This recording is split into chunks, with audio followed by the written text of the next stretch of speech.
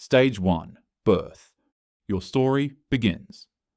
It all starts with your conception in a still body of water, perhaps a pond, marsh, or even a container left outside.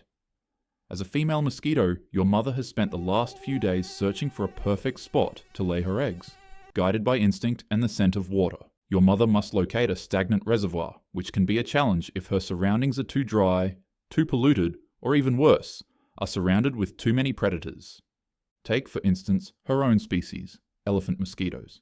Yeah, I know it sounds weird, but there's a species of giant mosquitoes that actually don't feed on human blood like normal mosquitoes. They instead feed on honeydew, flower nectar, plant sap, and other mosquitoes. Elephant mosquitoes, or the toxarhinchites, will infiltrate your mother's nest and lay their eggs right beside hers. Once you, your brothers, and your sisters hatch, the elephant mosquito's eggs will also hatch, and their larvae will try to eat you and your siblings along with other insects and small fish. But, luckily for you, your mother typically lays 50 to 200 eggs at a time. Some mosquitoes can even lay 300 to 500 eggs at once. So when you do hatch, all you pretty much have to do is just hide amongst your siblings and use them as a meat shield so that nothing eats you alive. Sound good?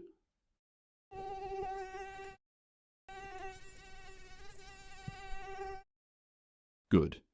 Stage 2, childhood. 3, 2, 1. You've hatched. What are you doing? Get out of there. Okay, you're safe. And it seems your brother Jerry made it out safely too.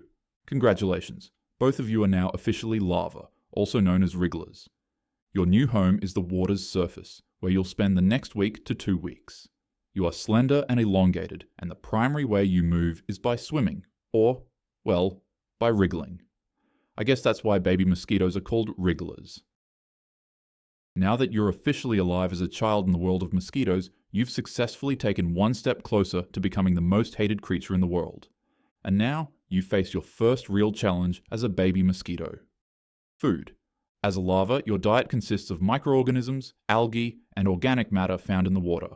Finding enough food can be a struggle, especially if your habitat is overcrowded or has limited resources. Not to mention that on top of this, you're still a prime target for larger organisms. Fish, frogs, insects, and other mosquito larvae find you irresistible, so you must be vigilant and employ quick swimming tactics to evade them. Oh yeah, I almost forgot. Even though you technically live in the water, you need to remember that you're not a fish, you're still a mosquito, and mosquitoes need oxygen. So don't forget that you must come to the surface regularly to breathe. Be like Jerry. Baby mosquitoes use a siphon located on their tail to breathe at the surface. If the water level decreases or if the surface is disrupted, it can be challenging to get the air you need, but for the most part, you should be fine.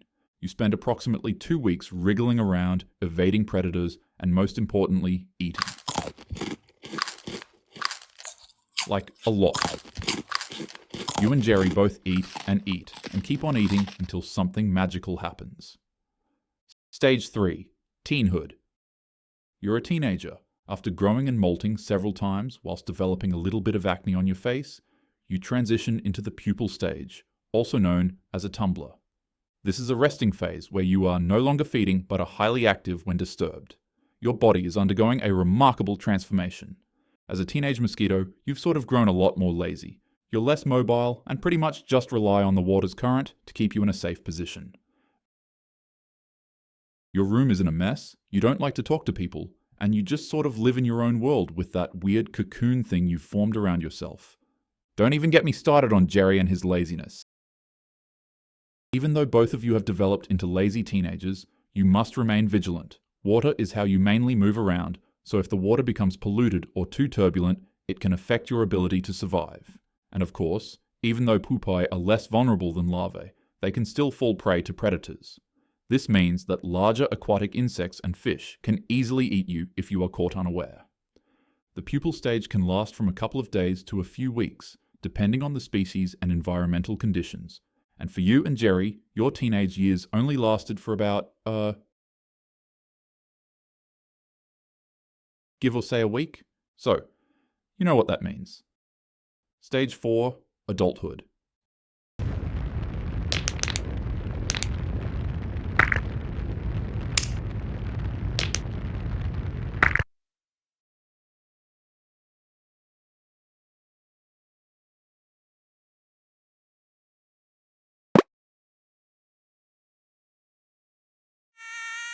You've done it. You've officially become the most hated creature on this planet. You're a fully mature adult mosquito. And your transformation process from pupae to adult is pretty magical to watch. Like some sort of glammed out 80s superstar, you ascend, break free from your pupal casing, and emerge as an adult mosquito. And with this transformative moment, you will need to pump fluid into your wings to expand them and prepare for your first flight. Which, as a mosquito, you don't really need any flight training. You pretty much just get wings and immediately know how to start flying. No license, no training, you just start flying.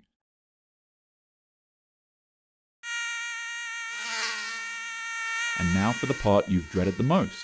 It's time for you to get food. This means you have to fly around and search for animals to suck their blood for nutrients. Finding food as a mosquito is one of the most dangerous and difficult tasks. It's a mission that only the most fearless and courageous mosquitoes can embark on. Right? Actually, no, that's entirely wrong. Mosquitoes sucking blood for food is actually a huge misconception. It's a Mandela effect that most people still believe. Your diet as a mosquito actually depends on whether you're a male or a female. If you're a male mosquito, your diet consists of juices, nectar, and rotten fruit. If you're a female mosquito, in order to successfully reproduce, you'll need to drink blood because of the protein it contains. But luckily, for you and Jerry, you both are male mosquitoes, so that means the both of you can enjoy sweet nectar from plants, and life is a little bit easier for you now. Right? Huh? What's this? Your brother Jerry has something to tell us? Oh, I see. Jerry isn't actually your brother, is he? He's not even a he. Jerry is your sister. She was a female all along. That's no problem. All this means is that Jerry has to find blood to drink from maybe a baby cow, a bird, a horse, or maybe even a nasty mosquito. Jerry? Oh my goodness. I'm so sorry. Conclusion. Your life as a mosquito is both a struggle and a marvel. From the fragile egg to the wriggling larva, the dormant pupa, and finally, the fully grown adult. Each stage in life always presents its own set of challenges. Yet, your story is not just about survival, it's about adaptation, resilience in the face of obstacles, and Jerry, may her soul rest in peace. And as your life comes full circle, you'll seek a mate, reproduce, and lay eggs, ensuring that the traumatic life cycle continues. You are not just an individual mosquito, you are part of a greater narrative of life that spans generations.